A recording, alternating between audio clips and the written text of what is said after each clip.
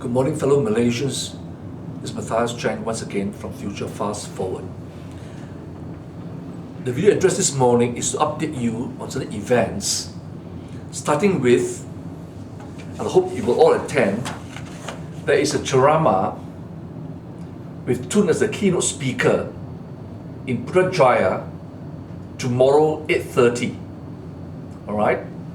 At the car park near Masjid Tuanku Mizan Zainal Abidin, which is located directly opposite the Palace of Golden Horses and in front of the Dorset Hotel, Putrajaya. I repeat, right? Masjid Tuanku Mizan Zainal Abidin, Precinct 3, 8:30 malam, 3rd May, tomorrow. Alright? Directly opposite the Palace of Justice and in front of the Dorset Hotel, Putrajaya. This is very important because that seat is held by the scumbag KuNan. This is the Putrajaya seat. So we must go all out to take the seat and give the Waterloo defeat to KuNan. We will usher total victory for the opposition in Putrajaya. Please, I urge every one of you, each one of you who's going there, bring along at least 3 cars of supporters, alright, and voters. So let's make this a multiracial event to tell the Putrajaya voters that we are all with them in outing KuNan. The oust of KuNan will be the signal to the ouster of Najib Razak as Prime Minister and a total burial of BN as a regime. Next, I want to say to you is that after my last video address, many people ask me, where is the actual photograph or the video of how the picture of Tun Mahathir was cut out of a billboard or a banner, alright? So I decided today, even though there was a video going around Malaysia, I will use the address to once again put on record the sinister, the deviousness, the ugliness of the Election Commission in desecrating and showing total disrespect to Tun Mahathir when the officials of the Election Commission took upon themselves to cut off the picture of Tun Mahathir of a banner or billboard, okay, put up by the Pakatan Harapan candidate. The first picture is this, okay, the candidate telling the official from the Election Commission that it was wrong, alright, to remove the picture of Tun Mahathir. But that official insisted that he would do so, alright. This is the picture, alright, and I have uploaded and will upload to my website, alright. In fact, you can just Google picture under YouTube, right, or pictures, right, of election officials Malaysia cutting picture of Tun Mahathir. A lot of pictures will come out. You scroll down, you'll get it in the internet. That's the first picture, right, to show it. There's evidence, right? The candidate talking to an official, protesting against their action. The second picture shows very clearly, alright,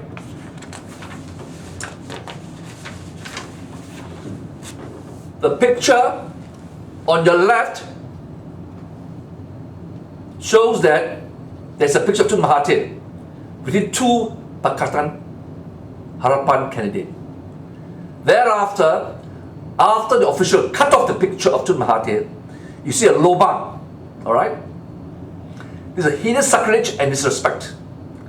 Gutter politics. The Election Commission is nothing but a cesspool of uncouth and uncultured morons. Alright? And the next picture, very clear, you can actually see an official removing, alright, you see, in the middle, removing the picture after he's cut it from the billboard. Alright? Now, so, you have a bunch of morons, scumbags, who show disrespect to a Malay leader, a former Prime Minister. It doesn't matter whether you support the politics of the opposition or BN. Tun Mahathir was the former Prime Minister. There must be decency and respect to him. When he was a Prime Minister and led 5 elections during his tenure as Prime Minister, he has never forbidden or countermand any action that will show disrespect to the opposition leaders. Pictures and posters were allowed to be displayed all over the country in each and every election. So the question is, right, why? Why the last minute instruction from Election Commission to say, to forbid the picture of Tun Mahathir unless it is only the President and Deputy President of a party contending in the election. But the office has announced that for the coming election, Tun Mahathir will be the leader of the entire opposition and will be the Prime Minister designate. So he's the leader, isn't it? Yet they do this. Utter contempt, disrespect. It's a sacrilege, understand? If you don't understand the word sacrilege, go to the dictionary. Okay? It means a violent destruction of something important or sacred. It's important because Tun Mahathir is the former Prime Minister. Alright? Now, you recall a few months ago, I quoted Najib as saying in a speech when he was whacking Tun Mahathir, nothing is sacred. You recall that? He said that nothing is sacred. That's why with this attitude, this arrogance, this is happening. Total disrespect. Yet, as per my last video address, I'll remind you again, why are we kowtowing to China? Xi Jinping is not a citizen of Malaysia. He's not a member of any political party or a candidate in this election or involved with BN election machinery. And at this side of the picture, you see Najib sitting with a Chinese CEO with Liao Zhonglai, extolling the money's pumped, the billions pumped to Malaysia. Like I said, in reality, if at all BN wins, the de facto Prime Minister is Xi Jinping, the communist leader of China. Let me repeat to you again. Last 1.5 years, there has been party and party dialogue. UMNO and CCP of China, MCA and CCP of China. Why? Can you see that? Two contrasting pictures. Why has Election Commission not take down this banner or billboard? Now you notice the gentleman in this picture, alright, is a candidate, same picture as the one that they destroyed the picture of Tun Mahathir. Can you see? Same? Am I right? Same face, right? Same face.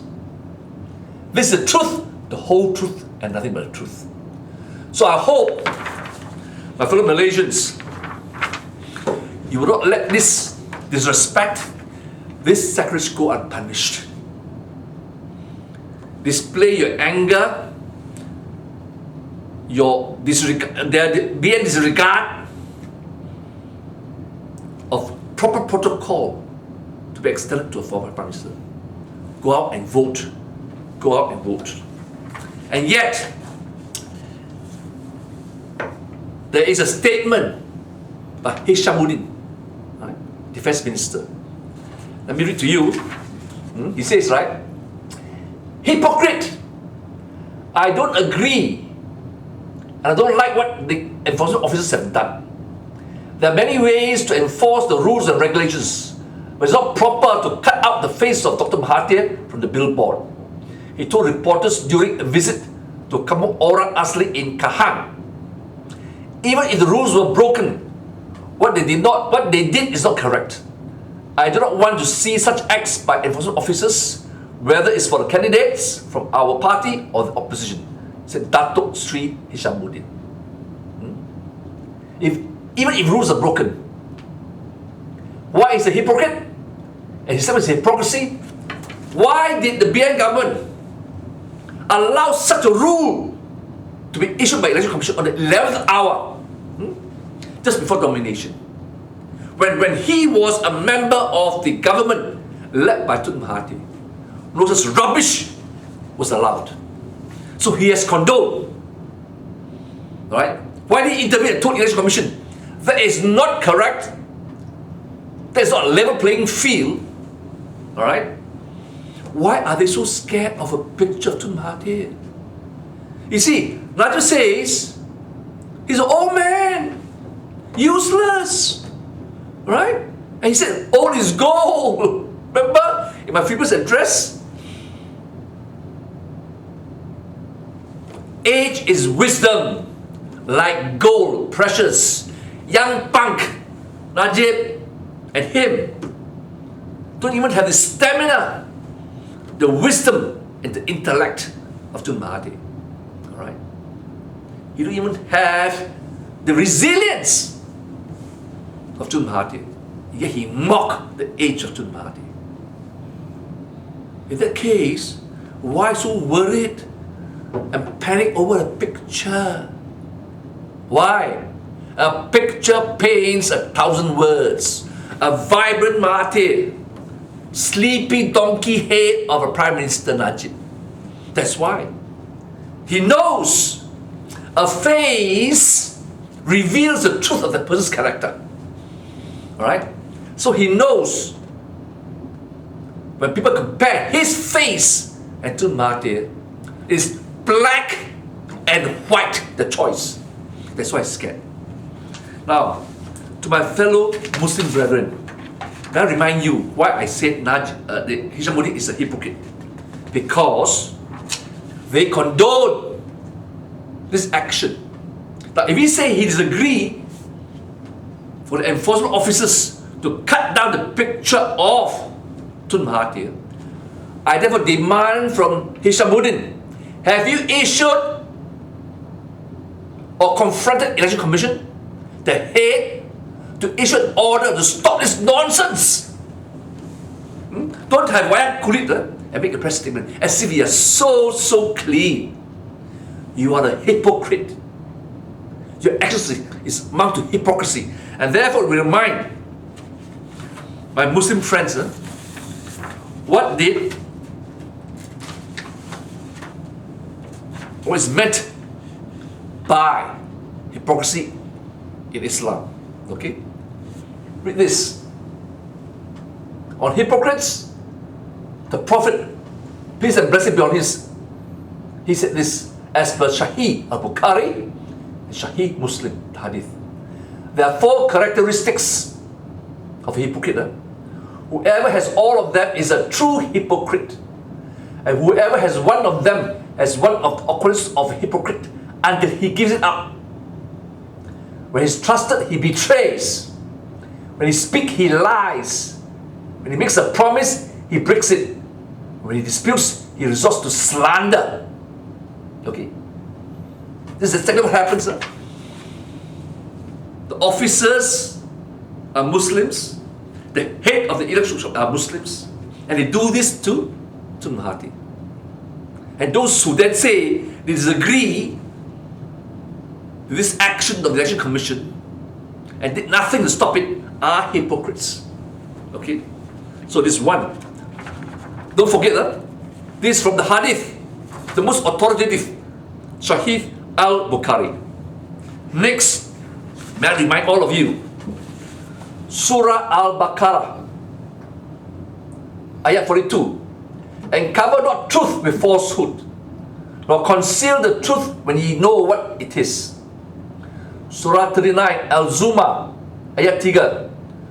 God guides not such as are false and ungrateful.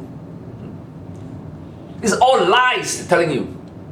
Try to insult and show disrespectful to Mahathir, as opposed to uphold his dignity and respect him. Alright? Next, another statement from Hadith, as written by Abdullah bin Masud. Observe truthfulness as a duty and always speak the truth. For truthfulness puts you on the path of virtue, and virtue leads you to heaven. When a person tells the truth as a rule and makes truthfulness as a way of life, he attains the place of sincerity and faithfulness. And with God, his name is written among the sincere. And stay strictly away from falsehood. For falsehood puts you on the path of immorality and leads you to hell. And when a man takes to lying, the sequel is that his name is written with God among the faithless and insincere. Please uphold the Quran, the Holy Quran, and the teachings. Do not follow the example of these scumbags who slander, who make hypocritical statements and show disrespect and involve in utter politics.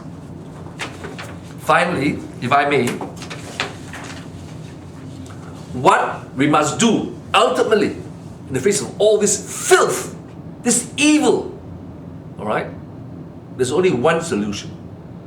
We are taught by the Quran in Surah Al-Imran, Ayat 159 to 60. Then, when thou hast taken a decision to put trust in God, for God loves those who put their trust in Him. If God helps you, none can overcome you. If He forsakes you, who is there after that can help you? In God then, let believers put their trust. So I'm asking all of you, we are facing a critical situation. You and I know they'll do anything dirty, filthy to win election and retain power. Like I said before in all my video address, we are fighting against evil. As such, our human ability, our strength and resilience alone is not sufficient.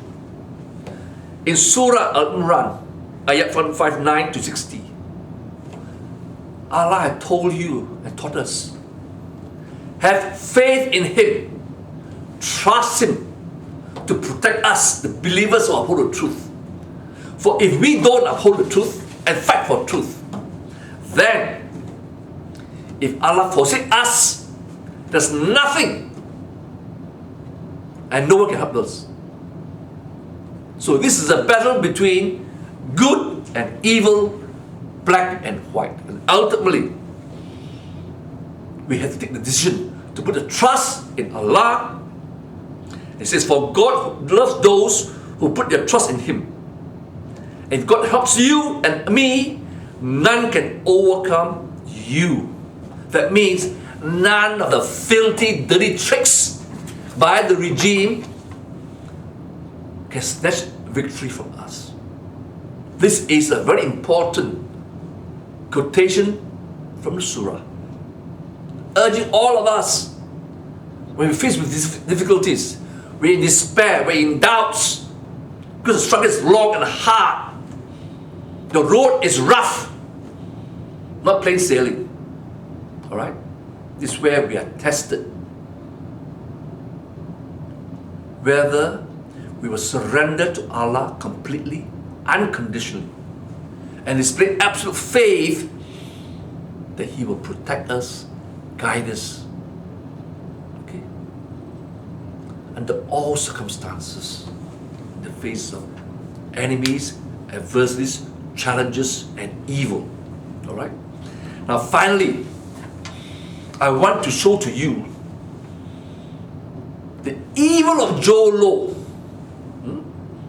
I had to hammer JhoLow again and again because recently, this scumbag liar, Arukanda, says JhoLow has nothing to do with MDB. And then say everybody should follow Rule Izzah. When criticizing 1MDB, should not call names like liars, scumbags. Well, I prove to you. He lied. He distorted. He covered up. Therefore, under the Quran, he is a hypocrite. He's not a Muslim. And I can't be a liar. And I challenge Arukanda. You sue me or you debate with me. I prove to you. You say that what MD has done no wrong, but under the Financial Services Act, there was infringement, infraction, contravention, and breach of key sections of the Act for which Bank Negara, with the consent of the AG, has imposed a fine, the largest in history in Malaysia, and for which you, the CEO, in 2015, knew of this fine. And the fine can only impose with the consent of the Attorney General after an offence has been committed. And the fine was paid in 2016, May. Alright? 25th. When you are in control of the company, you dare say 1MDB has done nothing wrong? You're a filthy liar, Arukanda. I challenge you. Now, to my fellow Malaysians, I will now extract for you certain key parts of a statement of facts when a Swiss banker by the name of Jens Fred Stuzenegger, CEO, right, of Federal Bank. This statement of facts was by the Attorney General Chambers, Singapore, 10 January 2017. This document is in my website, www.futurefastforward.com. Alright? Under the title, More Damning Evidence Against JhoLow. So you go to my website, main page, you scroll down. You can't miss. This is the first PDF document which I help you, right, to have in your possession so that you can tell everyone in the country 1MDB is a criminal enterprise. The present CEO of 1MDB, Arukanda, is an accomplice to that cover-up, to the criminality. Alright? He's as guilty as JhoLow or every officer in 1MDB because he's now covering up the crime and saying everything's okay. Arukanda, hear me, I'm calling you a liar for saying that 1MDB has not committed any crimes. You're a freaking liar. Understand? I'm calling you now a liar again. Okay. Now let me read to you the key parts of this statement. I've downloaded. Okay. This is the title of the statement of facts. When a person is convicted before sentencing, the prosecutor will give a set of facts to the judge as to how serious is the crime committed and what punishment will be levied. Okay? So this is not hearsay. It's an official document following a conviction of a Swiss banker. Okay? So don't listen to any idiot. This is not binding, has no relevance. It has relevance. Attorney General of Singapore, and yet they say there are no proceedings involving 1MDB in any jurisdiction. Let me read to you. Okay, it talks about, right, how money went to bank accounts in Switzerland under the control of Federal Bank. Let me read to you, if I may, very quickly. Paragraph 8 of the statement. On 14th March 2013, the accused, that means the banker, the Swiss banker, met JhoLow in Kuala Lumpur. The accused has confirmed that the person he was referring to was JhoLow, and the 4 accounts referred to in the Falcon accounts. That JhoLow opened 4 accounts. Okay. In light of the accused's contemporaneous reference to JhoLow having 4 accounts with us, the accused was fully aware that Eric Tan, right, another individual, was merely a proxy for JhoLow insofar as the Falcon accounts were concerned. And the said accounts was in substance JhoLow's accounts. The 4 accounts were in Eric Tan Kim Loong's name. But here, AG says, the accused was fully aware that Eric Tan was merely a proxy for JhoLow. The banker knew. And the court now found out as a fact. And so far as the Falcon accounts were concerned, and the said accounts were in substance JhoLow accounts, okay? So JhoLow is involved, money deposited in Falcon Bank. Account in the name of Eric Tan Kim Loong, but actually owned by JhoLow. Court statement, Paragraph 12. As virtually all instructions and supporting documents in relation to the Falcon accounts will be given to head office and Falcon Bank Singapore from the email account erickimloong.tan@gmail.com, the accused knew that JhoLow was the one orchestrating the transactions of Falcon accounts, and Eric Tan was merely a proxy and signatory in name only for the Falcon accounts. Alright? Paragraph 14, very important, right? Now, the statement says how $1.265 million came into those accounts. The accused became aware of the adverse news reports in relation to JhoLow and 1MDB. See? And he says there's no connection between 1MDB and JhoLow, Arukanda, and Najib, and UMNO. Here you are. Okay? Sometime in early 2015, some of these reports alleged that JhoLow was involved in 1MDB related transactions and had received substantial sums of money from 1MDB under questionable circumstances. Paragraph 15. Between 21st March 2013 and 25th March 2013, tenor account and grantor account received inward remittance amounted to $1.265 billion. Okay? Compliance officer of the bank had raised concerns to the accused on 21st March 2013 that the inflow of funds may fall under the following type of STR. STR, okay? Meaning transactions involving unidentified parties. The accused understood STR to mean suspicious transaction report. Let me pause here. Whenever a banker is suspicious of some money going in and out, right, with unidentified persons, who is receiving, who is sending, a banker must have a duty by law to report such transaction as suspicious transaction report to the Central Bank in Singapore, MAS, the Monetary Authority of Singapore. It goes on.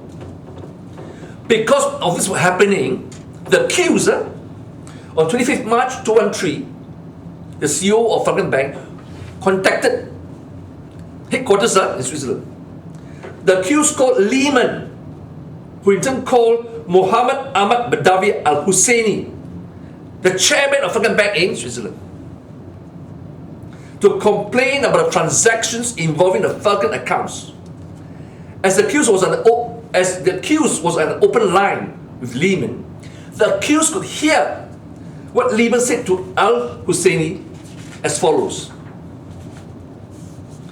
So the accused CEO of Singapore Falcon Bank called his boss, and the boss then called the chairman Husseini about this funny hanky-panky money.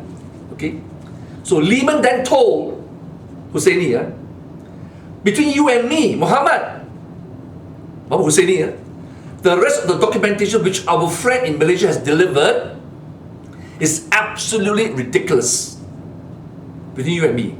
And you know, we have already a bit of history. We have two common cases which we both know.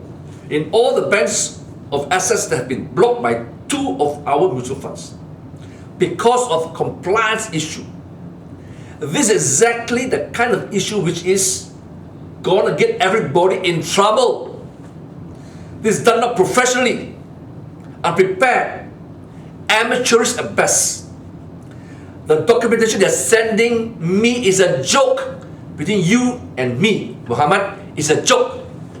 So the CEO of Swiss Bank, fucking bank in Switzerland, telling this Arab criminal bastard the documents to support the billions going to Joe's account is a joke.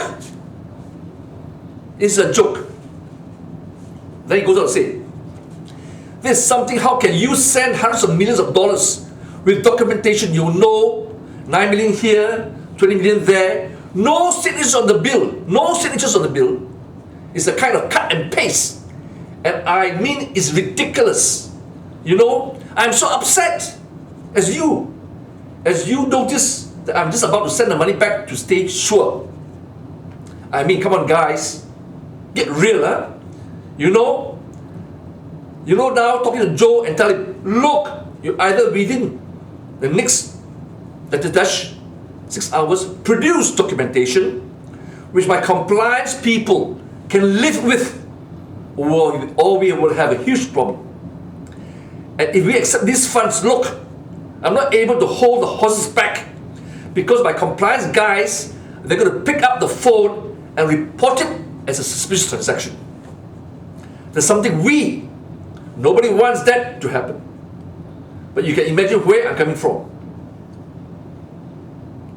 What are these guys doing, Muhammad? What are these guys doing? I mean, this is serious. Do I have to worry here? Okay. So CEO talking to chairman, Arab bastard. And then at Para 17, the accused CEO of fucking Bank Singapore was still online with Lehman, his boss. Okay. He says the documentation which we have received, talking to JhoLow's, is a joke. It is not good. Look at all that stuff. I look at it.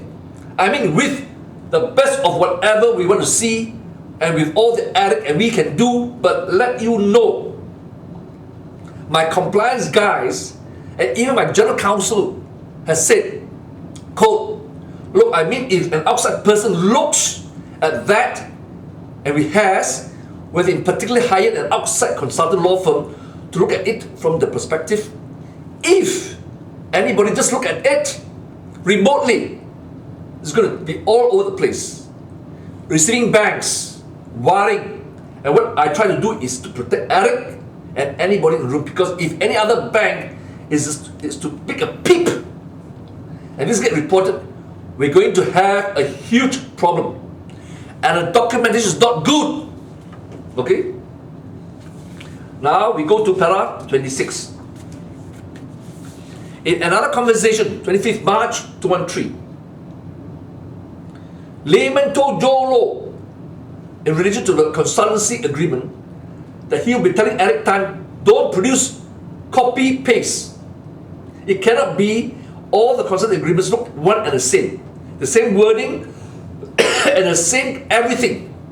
He needs to have a bit more professional behind it. Meaning, in that conversation with JhoLow, the bank's like, JhoLow, you people are sending in documents, right? Cut and paste. You are not even professional. Same wording, same everything. That is forgery, fraud. Alright? Conscious effort to mislead, okay, and to misrepresent. And then the statement says, because of all these things, the accused failed to disclose the said information to a suspicious transaction reporting officer, he has thereby committed an offence punishable under Section 339(1)(a) or read Section 39(2) of the Corruption, Drug Trafficking and Other Serious Crimes Confiscation of Benefits Act, Singapore. Okay.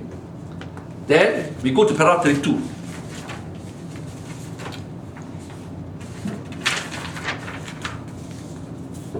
On 23rd September 2016, the accused, the CEO of Singapore Bank, the Federal Bank, was re-interviewed by CAD. During the course of interview, the accused chose to make several statements to the CAD at different points of the said interview which he knew were plainly false. Namely, the benefit had lied and he was caught. And so now, this statement before the court, before the judge, the DAP is trying to explain, right, what were the lies. Statement by the accused that he had met Tan Kim Lung Eric on 14 March 2013. This statement was false as the accused knew he had in fact met JhoLow and not Tan Kim Lung on 14 March 2013. 2. That he did not know JhoLow in person and only came to know about him through press articles in the summer of 2015. This statement is false as between 2012 and 2013, the accused had met JhoLow on at least 2 occasions and had communicated via phone conversations and SMS with him on several other occasions. Third, that prior to media reports in 2015, he did not know that Tan Kim Lung Eric had any links with JhoLow. This statement was false as the accused knew in March 2013 that Tan Kim Lung Eric was a proxy for JhoLow insofar as the African accounts were concerned. Fourth, that JhoLow had no dealings with Federal Bank. This statement is false as the accused knew that JhoLow was sending instructions to Federal Bank Singapore using the email account ericKimLung.tan@gmail in relation to Falcon accounts. Fifth, they did not know JhoLow was aware of the transactions executed in Eric Tan's group of accounts. This statement is false as the accused knew in March 2013 that the transactions in Eric Tan's group of accounts, namely the Falcon accounts, were being orchestrated by JhoLow. Can you see that? This is the actual statement of facts, alright, consisting of 44 paragraphs by the Attorney General of Singapore. Monies were taken from 1MDB, alright, paid to 4 accounts in the name of Eric Tan Kim Lung as a proxy. And the AG of Singapore says all these things were orchestrated, controlled by JhoLow. 1.265 billion US dollars. So Arun Kanda, you freaking scumbag, you liar, you dare say there is no relationship between JhoLow and 1MDB because you said 1MDB did not pay any salary to JhoLow. You are so stupid. You think you can put a bull on the ice? JhoLow don't need any salary like you, okay? And you try to make a big do that you sacrifice your salary in Abu Dhabi to become CEO of 1MDB and earn a lesser salary. You're not as smart as JhoLow, understand? JhoLow raped our country, hijacked and laundered and stole our 1MD money as revealed in this statement. Right? That's why, you're such a small mind. You're just a runner. A runner. Don't try to hide yourself that you are a fantastic banker. You are a crooked banker. Sue me. I challenge you. Sue me for defamation. And I'll whack you and expose you. You're a hypocrite and a false Muslim. Okay. I got another accusation. Sue me. Arukanda. With that, since polling is coming soon next week, please use this. Alright? Download from my website those key paragraphs which I mentioned to you in my video. Alright, paragraph 8, paragraph 12, whatever. And then explain to your family why it's so important we must destroy the regime and oust them. Because the whole world is laughing at us. Alright? We have a criminal cabal. Alright? Led by such dishonest Muslims like Arukanda, CEO now. And before that, other officers led by a young punk. Okay? This China Kwai, JhoLow. I use the term China Guai as a derogatory term. Alright? China Guai means Chinese devil. He's a devil.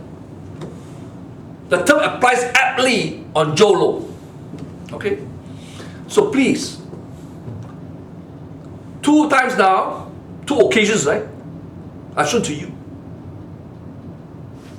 My fellow Muslim brethren and sisters, they show disrespect to Tun Mahathir. They run counter to the teachings of the Quran and the Hadith. Kowtow to a China Guai, Chinese devil. China means Chinese, Guai means devil. Of Xi Jinping, China Communist. And the ambassador here, such ambassador in Malaysia, talking cock to us. Communist China Guai.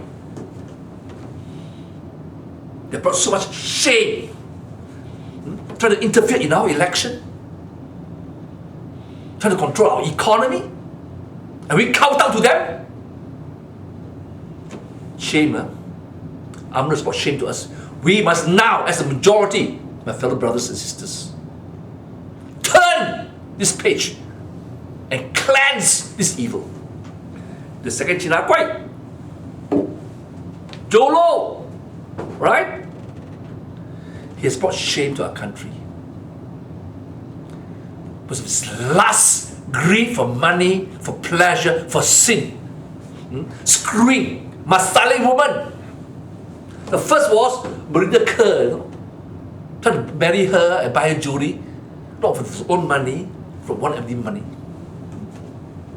And now, buying a yacht with 1MD money. He can run away.